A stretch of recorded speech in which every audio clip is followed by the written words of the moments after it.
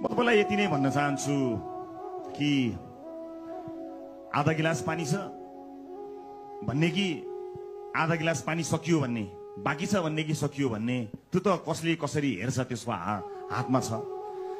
अब आफू विदेश गइवरी आएर विदेशै नजाऊ भनेर भन्यो भने नि आफू गयो अनि हामीलाई नजाऊ भन्यो भन्ने आरोप पनि लाग्ला।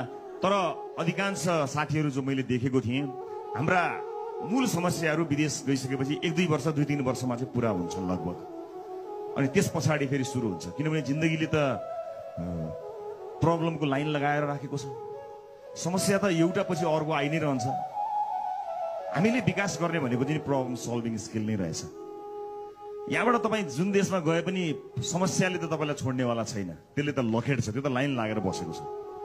सो हामीलाई कहिलेकाहीँ लाग्छ नि यो एक्जाम एउटा पास गर्न पाए त मलाई यसपछि त भगवान केही पनि चाहिँदैन, यति एउटा चाहिँ यहाँबाट मलाई निकाल्दै हो भगवान, मलाई केही चाहिँदैन। हामी कसरी भन्छौँ नि, फेरि अर्को आइपुगिहाल्यो हुन्छ।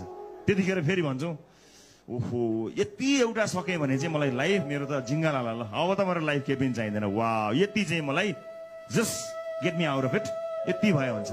अब यो फलाना मान्छेबाट मलाई छुटकारा दिनु पाइदियो भगवान, त्यति भए पुग्छ। ओ यो बिजनेस यति एउटा कामबाट मलाई पायो, त्यो कति आइरहन्छ हेर्नुहोस् त लाइफमा। तपाईँहरू त भर्खरै सुरुवात गर्दै हुनुहुन्छ, कति आउन बाँकी छ, कति आउन बाँकी छ।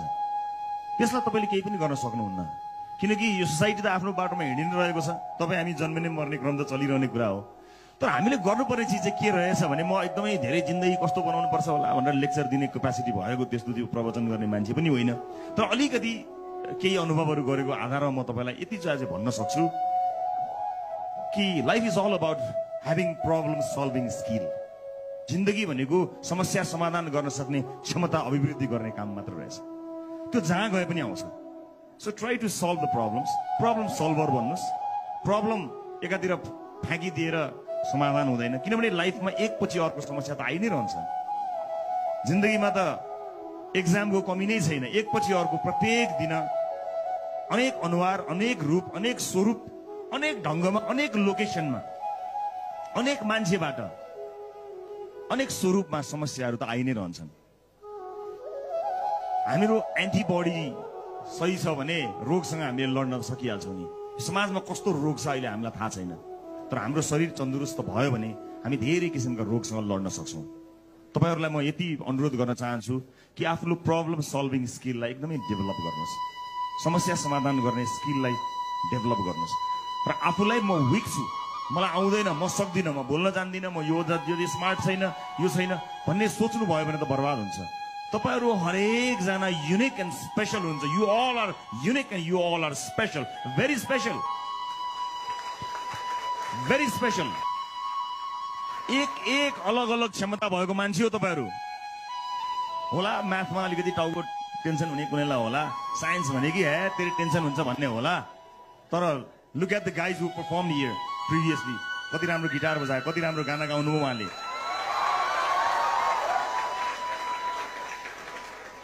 And this guy is just one song away. This guy is one song away. एउटा गीतबाट टाढा छ उसको सफलता। And one fine day he'll come up with one song, one composition. त्यो गीतले उसलाई स्टार बनाउनेछ, होइन? सो यहाँ कति हुन त म्यानेजमेन्टका धेरै हुनुहुन्छ होला, कति अरू टेक्नोलोजीतिर पनि हुनुहुन्छ होला अलिकति। तपाईँले गर्नुभएको एउटा इनोभेसनले, तपाईँको एउटा आइडियाले ओभरनाइट तपाईँले कहाँ पुर्याउन सक्छ। तर आफूलाई विक छु, हुँदैन, सक्दैन भन्ने कुरामा चाहिँ कहिले पनि कमजोर नगर्नु होला। मान्छे त खेदेको खेदै गर्छन्, लखेटेको लखेटै गर्छन्, तर आफ्नो खुट्टा त बलियो हुनुपर्छ, आफू स्ट्रङ हुन सक्नुपर्छ। आफूभित्र बिलिभ गर्नुहोस् क्या, believe yourself, you are special, very special, you are very special. सामान्य मान्छे होइन तपाईँ। र आफूभित्रको त्यो स्पेसल हुनुको त्यो गुणलाई म विशेष छु भन्ने बुझ्नुहोस्। तर त्यो विशेष छु भन्ने कुरामा तपाईँ घमण्ड चाहिँ नगर्नु होला। फेरि म विशेष छु भन्दै, म त विशेष छु नि भन्दै फेरि मान्छे यसो हेर्दै भाइ म विशेष छु भन्दै हिँड्नु भयो भने त्यो फेरि मिल्दैन। त्यसलाई महसुस गर्नुहोस्। त्यो के का लागि भने आफूलाई इन्स्पायर गर्नको निमित्त।